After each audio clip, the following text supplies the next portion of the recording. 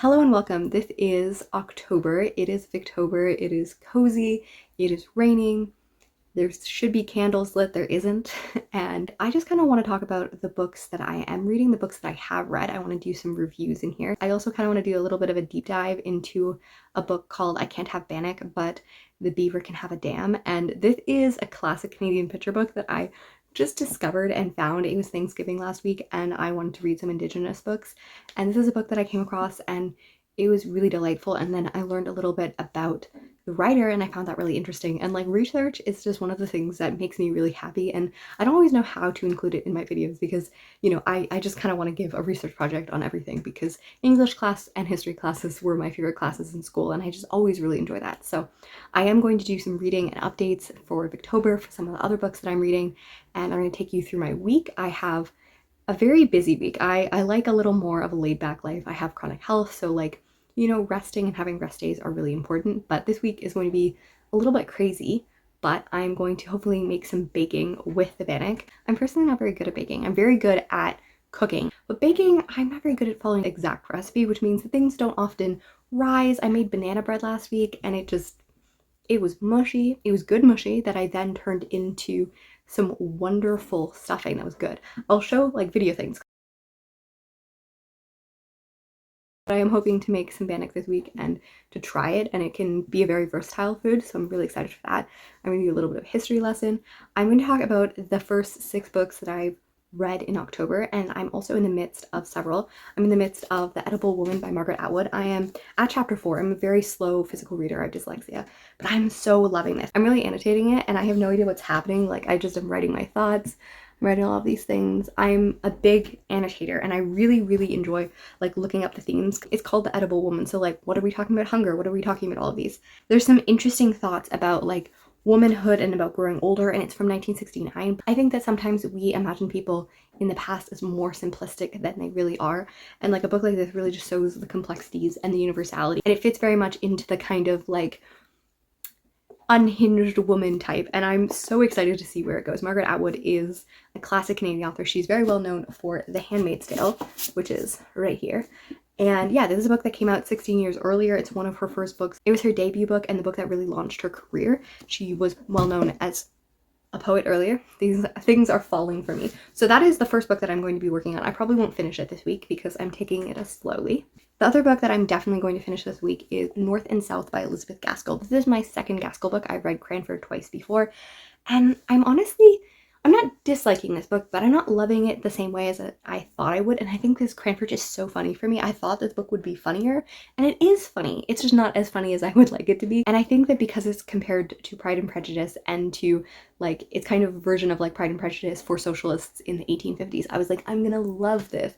And like I feel like the expectation is so high you can only meet it, and like I am really enjoying it, and it is getting like some of the banter I'm like slowing down and like re-listening to it because it's just so good. So I have I think 9 hours left on the audiobook, so I'm really hoping to finish it this week, and then from there I'm not really sure where I want to go. I want to read a Trollope book.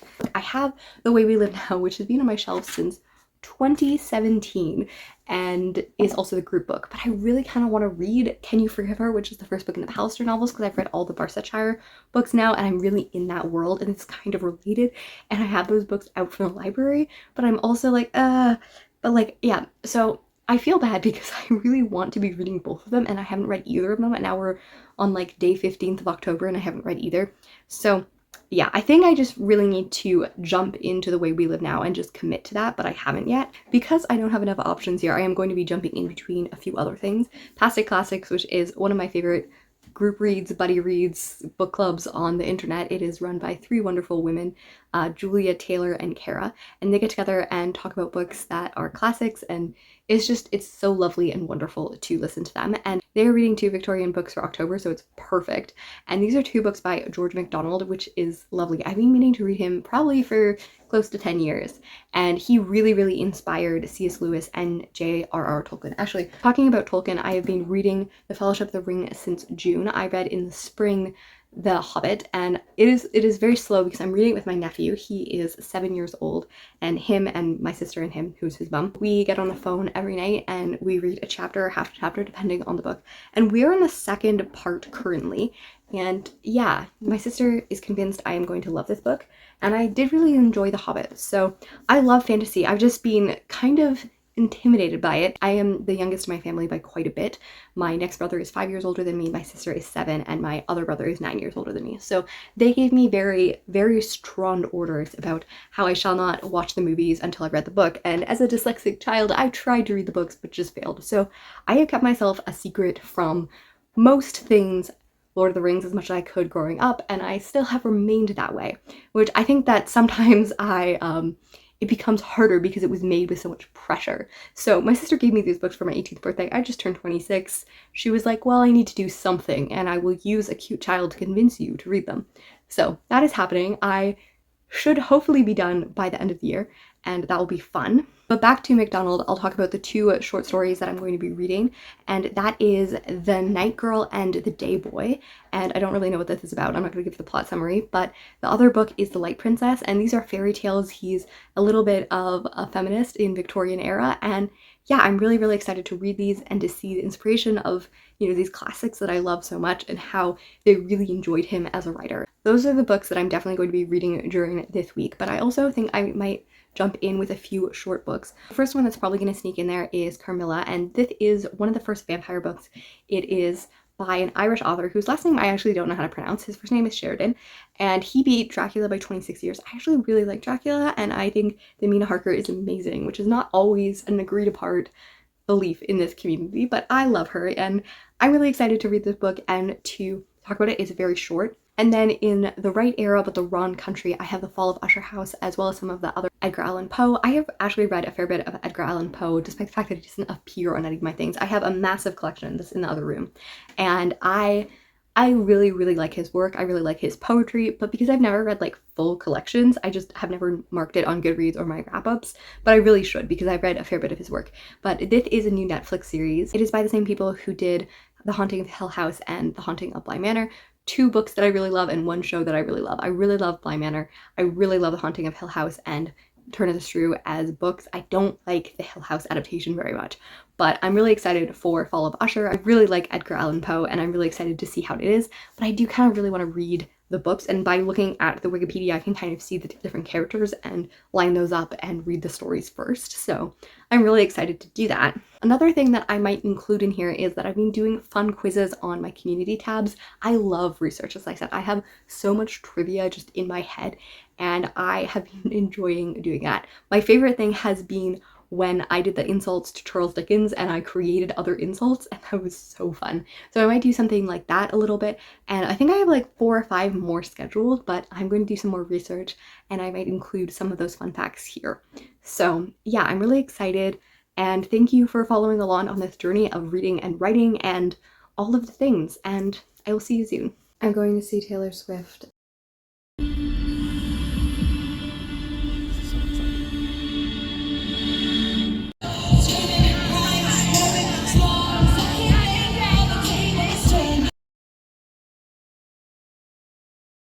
It's Tuesday. I haven't read a significant amount, but I've done some research. As I said, research holes, always.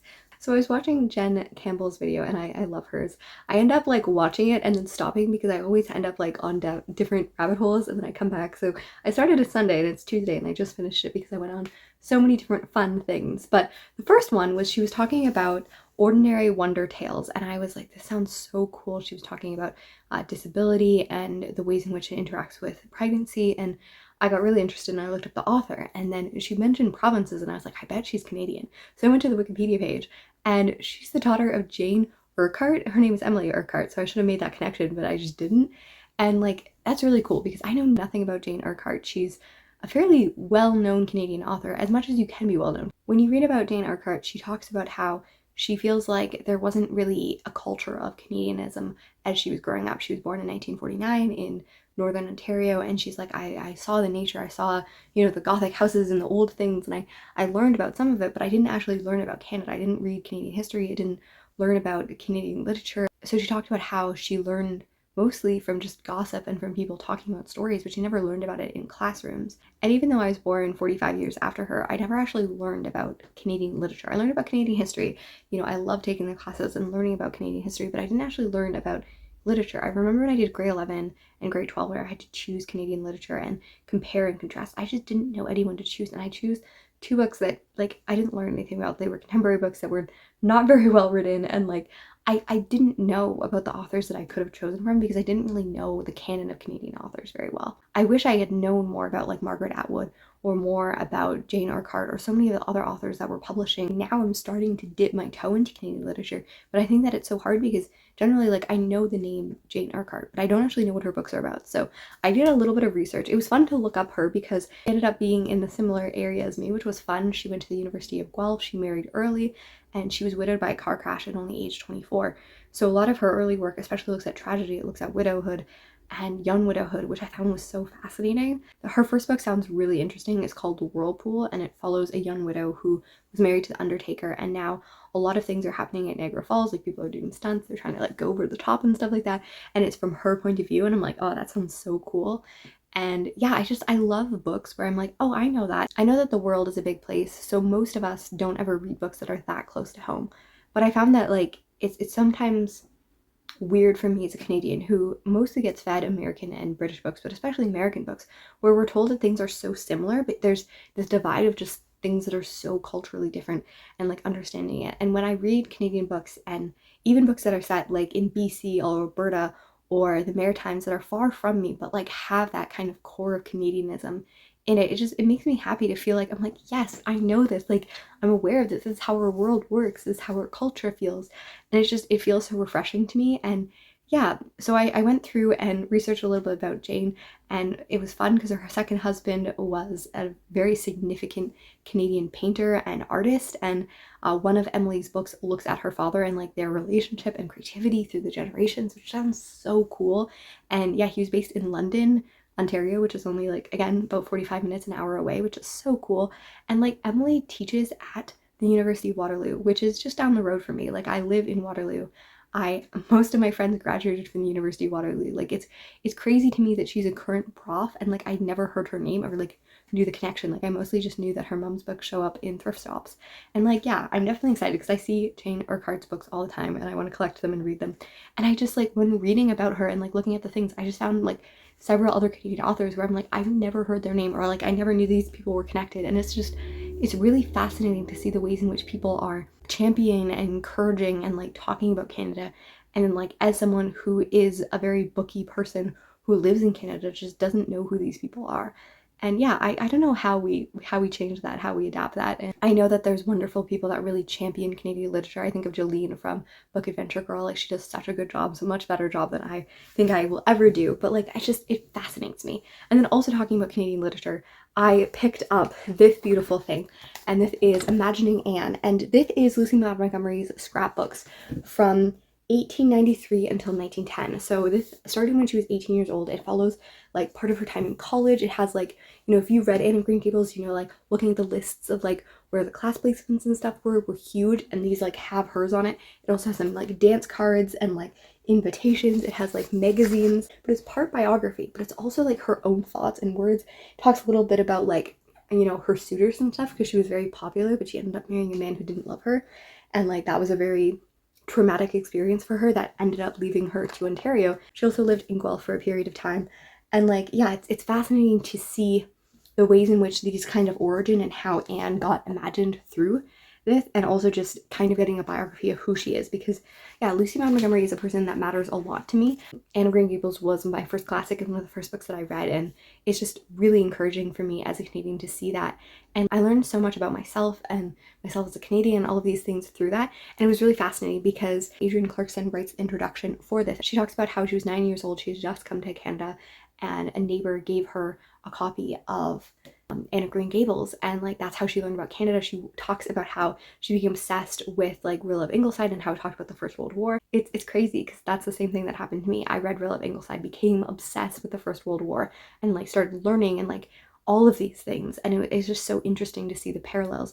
And this is a book by her. She was our Governor General. And for those who don't live in the Commonwealth, Governor Generals are people that represent the Queen and I guess the King now. Mostly an honorary position because, you know, the Queen doesn't have constitutional power in Canada in actual real ways like she technically does. So the Governor General has to approve things that the Prime Minister and the other parties have said, and it's like the final authority in Canada, but it has not been enforced since the 1930s. So pretty much she is mostly a cultural representation of the Queen and what Canada is. And I think that she was also the first person of color to hold the position. And yeah, she was the Governor General when I was growing up. And this is a book that is her collection of her Massey lectures. This is something that happens in Canada, and I've read one of them was by Essie Ajudin. It was looking at race and writing and all of those things. I'm forgetting the name of it right now, but it was so good. And this is one that I started, and yeah, I also wrote a little essay at the beginning of it, which I didn't realize that I had when I got it when I was 24. So yeah, I found it at a thrift store. So yeah, this is reminding that this has been sitting for a while on my shelf and I have not read it.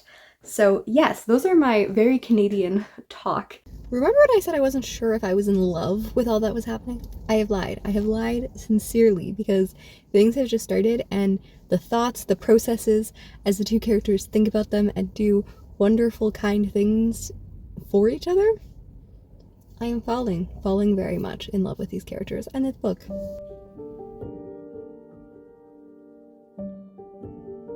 What? We just had the most unexpected death. Like, it was just like, and then he laid down and he never woke back up. Okay, this part of the book is like getting me so well. Like, I'm enjoying it so much. Like, I'm like in the last like fourth or last third or whatever, and I'm loving it so much. I've had like physical pain in my chest. Like, I want to finish this book and like start over from the beginning because I'm enjoying it so much. And there's just like a really unexpected turn. Like, a character died, and now I don't know what's gonna happen. Like, I just was not expecting, like, there's been a lot of death, so I don't even feel like that's like a spoiler because like a lot of people have died in this book, which I also didn't expect. But like, yeah, this character just died and I was like, where is the plot going now? I have so many thoughts, and I've had like, there's just so much like tenderness and like so much like thought about what you're feeling when you have big feelings, or like even just like this moment of like a character just went back to a place they used to live and just talking about how like, you know, even though they don't agree or they don't like have the same beliefs they used to have, like, you know, everyone knew that like they were back in each other's hearts in the same way, and the only awareness that their thoughts differed was that they would say their opinions with a little more tenderness. And like, there's just so many parts that I just want to underline. Like, I can't even believe that I said at the beginning of this that I wasn't sure that I was loving this. I really just want to restart the book, even though I'm like, I know that that's not a good like version of my time. Like, I can use my time better. I have so many feelings, and it's like, it is really unexpected. Like, if you ever start this book and like you're not immediately drawn in, like, give it time. It will grab you in the heart, and like, yeah, I'm so excited for the end and kind of like.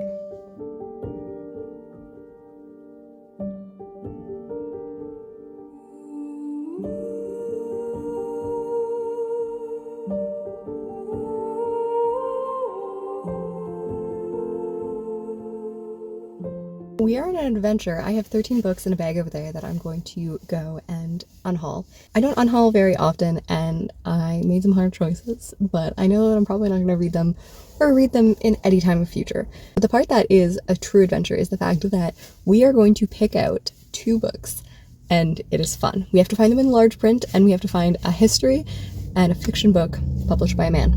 My friend's dad is in the hospital, and he called me and was like, do you have any large print books? And I was like, I don't. So I'm gonna go to a thrift store and I'm gonna find them, and it's gonna be fun. Also, I'm gonna have a super Victorian day because I'm also going to hem a dress today and some pants. My friend has a wedding next up. I've been really enjoying sewing, and it's been made me feel very Victorian. I have sewed a dress already and some cushions and some other things, just like repairs and stuff. And yeah, her like strap had broken, and then she also had like, it was too long. So she asked me if I could do it for a wedding. Now I feel like an official like housewife from the 1850s, and it's wonderful. So yeah, I'm also hoping that I will have enough over to also buy myself some Victorian books. The reading front, I have finished North and South, and I really, really love it. Like, it's a 5-star. It was so slow to start, but then I like became super obsessed with it, and I really, really love it. And I have now started The Way We Live Now, which again, is kind of like disappointing me a little bit, but I'm sure that it's going to get better. I think that he has had a warm affection for the characters in like the Barchester Chronicles, that he just talks about them so nice, and he like inserts himself so much, which he doesn't do as much here. And I think I'm missing that version of Trollope. And yeah, I don't know, the characters aren't very likable so far. And like, not all the characters in the Barchester Chronicles are likable, but like, you know, you have fun with them.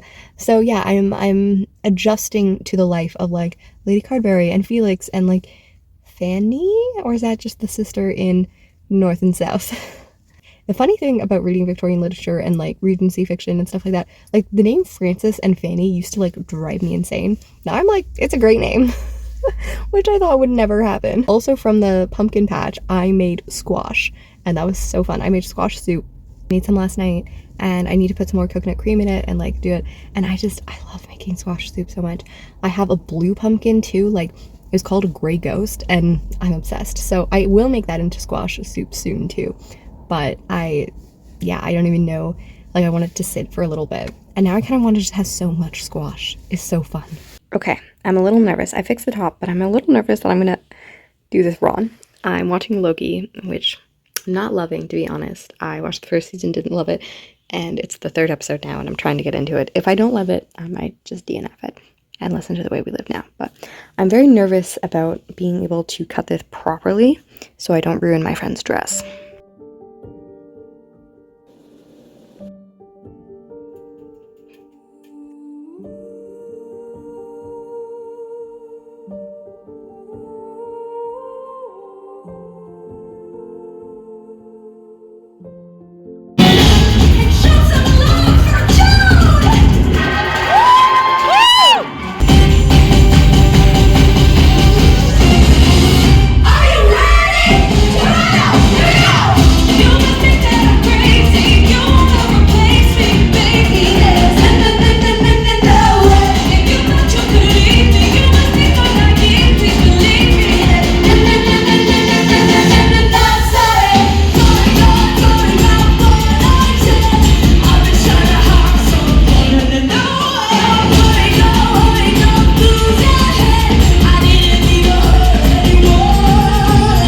So I have a thrift store challenge, I guess that's how I'm going to call it, because I'm going to go and try to find a book that my friend said that it was there. If you were here previously in another vlog where I talked about, you know, finding books and stuff like that, my roommate found 2 of my favorite books. So she found all 3 of them, but she thought I owned Scythe. So I'm hoping it's only been a few days that Scythe is still there.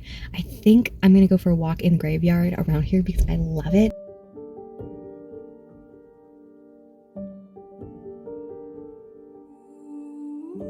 I did not have my success. I waited 6 days, which was foolish. It's Scythe. And I did find many books that I thought, particularly the one that I was saddest about, was Rebecca, which Rebecca is one of my favorite books of all time. I have a really fancy Reader's Digest that I got from my grandma, and like it's, you know, it's not a version you want to like particularly annotate, and it's very heavy to read. And this was like a nice thin paperback, but it was the movie edition, and I am not against movie editions. Like I have the movie editions of Crazy Rich Asians, I have the movie edition of a few other things that I actually really like. I think it's quite pretty. The Guernsey Literary Peel Pie Society one, it's like, I find the covers very nice. This one wasn't my favorite. It had a big like Netflix white thing and a dark cover, and also one of the leads is a really person who did not great things, and also the movie is a movie adaptation that I've not watched, but I have prejudged as something that is not something that I would like to watch. So all of those collided to be like, I don't think I can buy this book. But I did not get Scythe, but I did get 2 books that I was really excited about. I'm really excited that I went through like the children's section because I kind of like seen it. I saw a beautiful version of like the Tundra and of Green Gables, which I love, but I already own a version of that. So I was like, I know I don't need a second version of that. But then I found A Long Way Down by Jason Reynolds. This was my first Jason Reynolds, and I really love it. But it's been probably 5.5, 6 years since I read it. Probably early like January, February 2018 is when I read it. So I barely remember it, but I remember like the sitting of being in an elevator, and I was like, should I get a book that I read like 6 years ago? I meant to reread it, but I've never like reread it. And like I opened it, and it is really like, it's a novel in verse, and it was the first novel in verse that I read, and one that I've like really been obsessed with since. You can see the like colorization maybe as well in here. So yes, I got this book, and I originally said I was allowed to get one book, and I was like, do I really need this book? But then as I was leaving, I went through to double check that I didn't miss Scythe in the children's section, because it is a children's book, but sometimes they don't put like YA books in there. But I found pages of I've been obsessed with wanting to read this book for a long time, and a long time the library did not have it. And there is like an e-audiobook of it at my library now, and I've been excited to read this because this is about a girl named Tilly, and she is able to go through. So I don't know if you can see, but you can see Alice and you can see Anne. Yeah, I thought she was brunette for a second. I was like, it's Anne. And then in the later books, like she's able to go into the pages of books and interact with them. And I think I read Alice with the intention of being able to like read this book in late 2019, early 2020, somewhere in there. And like even before that, I hadn't like picked it up because I haven't read Alice in Wonderland. Like, look at this hardcover. I am obsessed. Like, oh my goodness. And Anna James is an author, and she was a booktuber for a brief time. She doesn't really do booktube videos anymore, but she still meets with Eric Carl Anderson to do the Women's Prize every year, and they discuss, and it's so wonderful, and they go back and forth, and I love them. And this year she didn't do the full things because like she was reading the full David Copperfield and like didn't finish it in time to be able to like sit down and actually like have enough to do the predictions and stuff. And I was like, Anna, I miss you. That was my feelings. So yeah, I was already obsessed with this, and then I like loved her, and then I like finally put the pieces together when she mentioned that like she's an author of children's fiction and like this is a series, and I was like, that is so cool. So yeah, I'm hoping I'm gonna read it, and I was like, I'm buying it, and it currently is middle grade magic, so I have to read it, which is a readathon that I co-host that's like talking about the magic of middle grade books. And I've been like struggling because I've been in such a Victober like feeling, like I just love Victober books so much, and I've been having like a hard time like getting into a different vibe, but this is like interacting with other books, and I think it's just like perfect. So like yeah, I am so excited. So I told myself that I have a TBR challenge that I have to read this by the end of the month, which it is Sunday. The 31st is Halloween, and it is a Tuesday. So yeah, I'm gonna read this either tonight, tomorrow, or Tuesday. So yeah, if I want to talk about the books that I've been reading, I think since the last time we talked, I finished The Way We Live Now. And I feel so mixed. When I like started thinking about it, and I was also reading the Discord like comments and stuff like that, I really like so many aspects of the book. And I wrote a review that like is much more negative than I meant it to be, because like I do see like the wonder of Anthony Trollope and like the many things that he's doing. But I think I struggled to know what the point was. And like I think that it is because it's very industrial, and I like the other books that I read him were very rural. Some of the scenes in the later books take place in London, but like primarily like it's a small town kind of vibe. He makes really interesting conversations on marriage and like what our responsibility of marriage and love and like all of those things, and like a little bit of proto-feminism in there. He makes those themes in The Small House of Allington and at The Last Chronicle of Barset. I find those books really interesting. And this one had a different take, but a very similar take where, yeah, all of the women are in love with certain men who don't necessarily deserve them, and are loved by men who do deserve them, but they don't love those men back. And it's like one of those interesting kind of things. And like that's a simplistic view of it. But then there's also other things where we have an older woman who is, you know, in her 30s, she is never married, she's been very picky, and now she's like less picky, which is a theme that props up in Dr. Thorne as well as The Small House at Allington. And I find it like really interesting there, and like dived into so much. But I do wonder if I had more compassion and understanding for those books, because I was already so enmeshed in the era, in the world, in the setting, that it felt like very good. Because this one was so spread out, but it's all one book, it's all one contained, and like none of the characters are particularly likable. Like I found Ashley, Mrs. Hurdle, very fun, very interesting. There's some wonderful quotes that are a little bit spoilery that I love about her. And yet, like, a lot of the others, like Maria and Hedda and, like, Paul and, like, Roger and these characters that, like, I'm supposed to like, I guess, but I just don't like that much. Like, I do like in some moments. I have a lot of compassion. Like, most of the characters, like, I teared up in some places, but I also just feel like they're not going to stay with me. Like, they're not going to, like, burrow into my head. Like, I think about Lily Dale a lot. I think because of some of my Trollope love, I like The Way We Live Now less, but I also kind of felt like a little bit like Vanity Fair, where I was like, okay, like I want this to be over now. And it's such a long book. So I just kind of felt exhausted because I was enjoying it. I just was kind of like ready. And that's the thing, is like some of the major themes like end, like, I don't know, at like the 3/4 period. And then the whole other end, there's just like so many different themes and different storylines, and they don't come back together like they're connected, but they don't feel like they're connected in the same way. Like I feel like the last Chronicle of Barset like has like this huge beautiful ending and everything comes together and for the different characters, but because it's wrapping up a series of 6 books and we've met all these characters in different ways and they've interacted, it's cool to see the ways in which these stories like come to a close. Like it feels like you could have cut some of the side characters and it would have been a more cohesive story, because at the end of the day I was like, did this need to be spent so much on this character that like didn't actually matter? And like I love ensembles, like I'm a big fan of ensembles generally. I didn't feel immersed in the same way in these characters.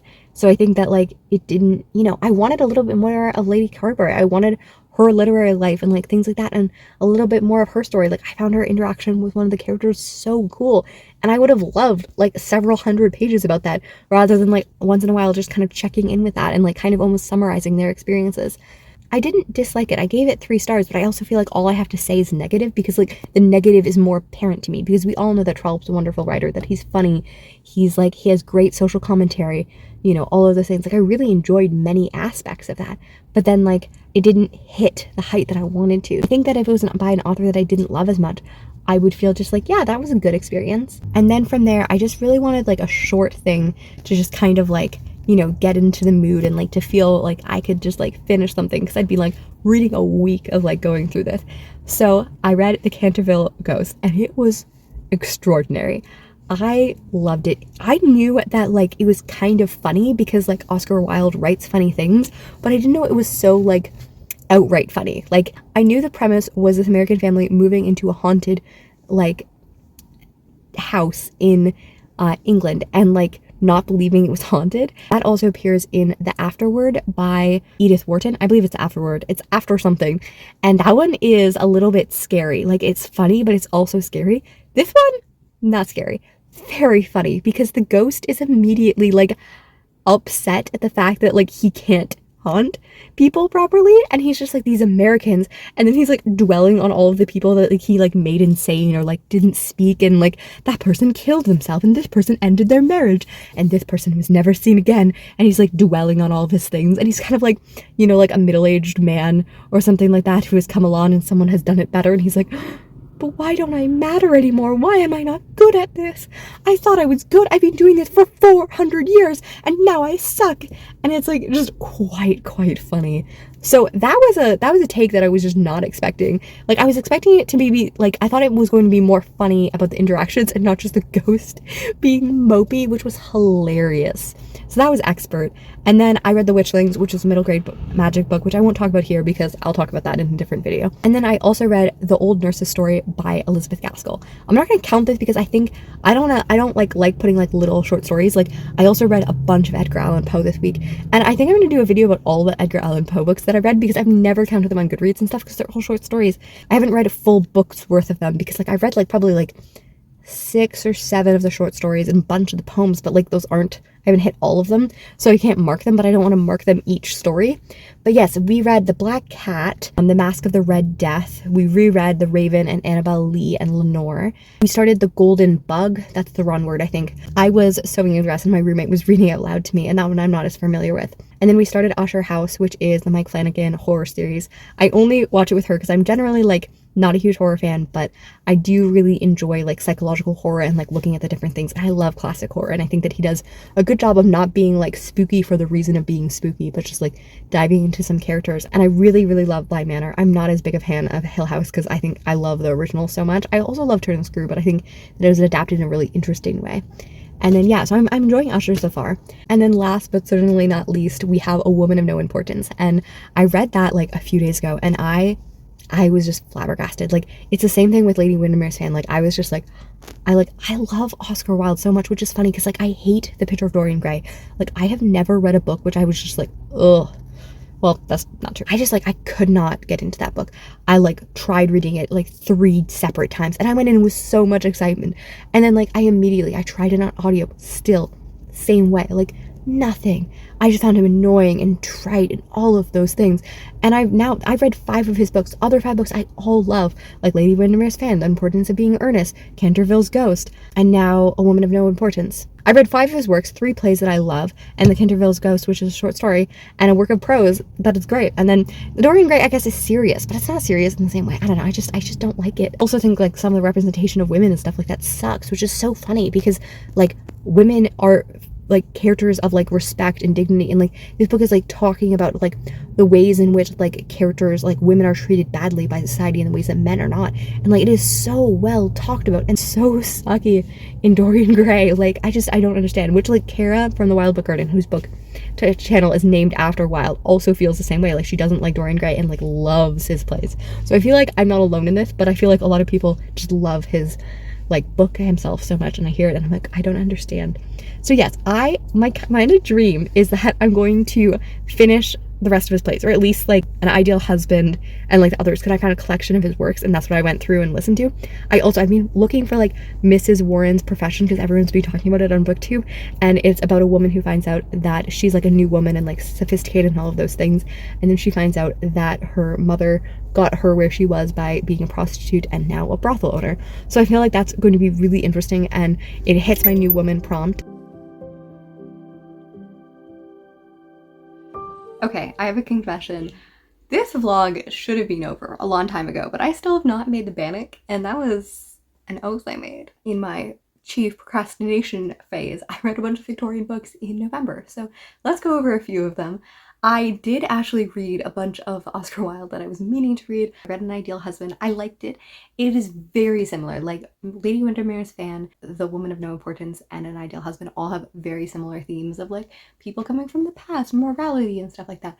And An Ideal Husband is kind of skirting into The Importance of Being Earnest, a book that I reread during this time as well, which is very interesting. It is kind of like not nonsensical, but it's like the other books are very grounded in a lot of human emotions. Like they are satirical and they are funny and they are hilarious, but they also have like really good character moments. When The Importance of Being Earnest is hilarious, but it doesn't really have any like deep emotional beats of it, which made it fun. It didn't make it like have the same amount for me. I'd originally read it way back in like 2018, and it was my first Wilde for the longest time. So yeah, I liked An Ideal Husband. I liked The Importance of Being Earnest. I didn't like love them, but my favorite part of The Importance of Being Earnest was just the one ward who's writing like love letters, imagining that she's engaged to the man that she's never met, and then she meets him and they both play along with the idea of being like, yes, that time that you wrote off our engagement, and like no engagement could be good unless you've broken it off at least once. It's a love letter to my heart of like make belief and all of those things. But then I read one last Oscar Wilde, and my goodness, it was The Ballad of Reading Jail, and this was wonderful. It actually becomes incredibly religious at the end, which surprised me. Like I kind of looked into it a little bit, and like Oscar Wilde definitely became much more serious after imprisonment. He became like, he kind of thought everything should be a joke, and like he wrote so much about like art for art's sake, and like that if you add meaning or politics to it, it becomes useless, which is something that like I really just do not believe in. And like I have an essay collection. It's not an essay collection in total, but it's called oh man, that was my least talented moment in my life. Okay, it's called Aesthetics and Decadence of the 1890s. I never got past the introduction because it's just talking about how like, you know, oh yeah, here we go. I'm just sassing him on page. So this isn't an Oscar Wilde quote, but this is a belief by one of his contemporaries. And what he says is that the leading romantics, specifically Vigny and Lamartine, I don't know how to pronounce their names, were debasing art by lending their pens to humanitarian causes, which is just like, I couldn't disagree with it more. And then I also have Entitled Brat. I could not disagree with the state of art for art's sake more than anything. I think that art always has inherent meaning and that we should use that for social things. Like I think that sometimes humanitarian things can like make art bad because you so over focus on it. Like you don't want themes to be the only thing that it explores. But like my favorite books and stories all had like themes as a huge central thing. So yeah, I was just unimpressed, and I have gotten very little into this book. I also just wrote a note that said, and yet poverty, suffering, political upheaval, and eternal human rights. I don't know what that comment is about. So I was really surprised by all of this because Oscar Wilde was a part of this movement that believed the idea that you shouldn't add art too much into the idea of political. After he spent 2 years in hard labor, a lot of that he was in solitary confinement. He was unable to see people. He was not even used his name. He was called like Cell 33. And like all of those things that are just repugnant and dehumanizing. He came out of there with a desire to actually fight for the rights of people that were in prison and for outcast and poor. And he didn't live long enough because he died of complications of doing hard labor in like terrible, damp, gross conditions for 2 years. But he actually used his last like published work to kind of use that. Okay, I went and got my book, which is a very big Oscar, anthology. And yeah, I have so many notes. I underlined so much of this. But this is kind of what I'm talking about. And he of the swollen purple throat and the stark and staring eyes waits for the holy hands that took the thief to paradise. And a broken and contrite heart the Lord will not despise. The man in red who reads the law gave him 3 weeks of life. 3 little weeks in which to heal his soul of his soul's strife, and cleanse from every blot of blood the hand that held the knife. And with tears of blood he cleansed the hand that held the steel. For only blood can wipe out blood, and only tears can heal. And the crimson stain that was of Cain became Christ's snow-white seal.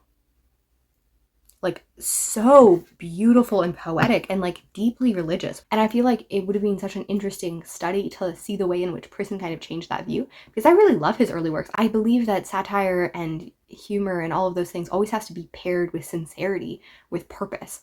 And I love that. John Green, who is known to be very sincere, also says that I never like to read a book that is not funny. And I believe that. Often I read books that are like very not funny and I'm like, I don't get the point. Sometimes I read books that are very funny and very flippant of things that I don't think they should be flippant of. And I think that I always like things that are very funny and very true and purposeful as well. And I think that both of those things can go really well together. I had less of a love of Carmilla by J. Sheridan LaFou is how I'm going to say his name. I don't think that's how you say it, but I don't know, man. Yeah, this is a vampire story that I kind of mentioned at the beginning that I was going to read. It is a female-centered vampire story, and it is set in Eastern Europe, and things happen.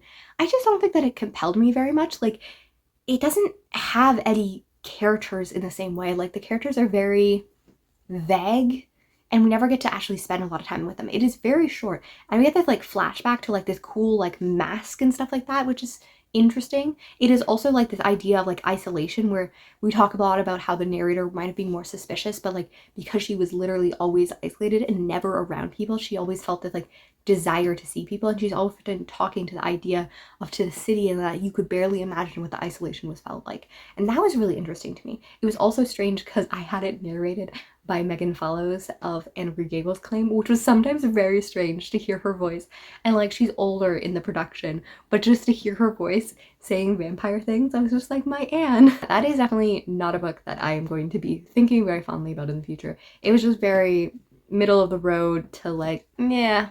A story, on the other hand, that was actually really excellent was The Light Princess by George MacDonald. I really loved it. This is a fairy tale kind of story, and I thought it had to do with light, but it actually has to do with a woman with no gravity. So very similar to Sleeping Beauty, her aunt is not invited to the celebration of her birth and instead curses her to have no gravity. So she starts to float, and also means that she has no gravity of like emotion. She has no ability to feel emotion. It's this really wonderful and touching and kind and funny story about a girl who grows up and doesn't have any like emotions, doesn't have any things, but she loves to swim. And then we also meet a prince who comes, and his arc is very interesting as well. And there's a lot of different themes in there. I really enjoyed the discussion on Pasta Classics live show. This is why I read it. Each month, one of them chooses an old classic and they read it together and then discuss it. And it's really, really lovely. I will link the live show below. And then for that live show, I also read The Day Boy and The Night Girl. And this one was like a book that I didn't like love as much. It's much more serious. It's probably a fairy tale aimed more for teenagers and older people than for children. But it is about this boy that is cursed to never go in the dark, and this girl who's cursed to never go into the light. And she's very much like Plato's cave, like she's in the back and she's never seen light and stuff. And it has really like touching moments. But again, I felt the characters were more alive for me in The Light Princess, so even though it might not have been in deep in some ways, I really found that like I really enjoyed it more, but these are books that I really enjoyed, and I'm like really excited. I'm going to look up some to buy my nephews, and like they're definitely stories that I would recommend to others. I actually finished The Light Princess and immediately messaged someone from my church because she's always asking me for children's recommendations, and I was like, this would be a perfect recommendation. Her daughter's only 6. It's a story that would be enjoyable for all ages, but it's also young enough for a girl of 6, where some stories, you know, you have a hard time that might be middle grade or might have harder themes on them that you can't, you know, introduce to a child. So yeah, that was really lovely. And let me see if I'll do Bannock. I don't know, this may be the end. I've said this sentence before. Bannock is an indigenous bread that is very simple and very good. And I actually read fry bread as well. And I'm not going to do that because it's very floofy and I don't have the yeast or anything to know how to do that. But I really enjoyed reading the 2 books that were, you know, about this. And I did kind of want to touch a little bit on Brunilda Wheeler, and she was really interesting because she became a journalist and then she really just like gave people the voice. Like she was a woman who was one of the first Indigenous journalists, and she used that platform to give other Indigenous people a voice and place on the radio and like place in history. And then she wrote children's books, and she just seems so cool, and she's a woman that I had not heard about at all. So I'm really interested to like seek her out more, and I wanted to give this little bit of a spotlight to her, even though I didn't even make Bannock bread, but that was my intention when I started this. So yeah, let me know how Victober was, how all of these things were. This was kind of a vlog of various different things kind of melded together. So I'd love to hear kind of, do you like long vlogs where I kind of just talk, or do you like more like dedicated ones? There's going to be a nonfiction November one coming out soon that is going to be much more rather than, you know, all over the place, but I like being able to be chatty. So I hope you guys like this, and I will see you next time.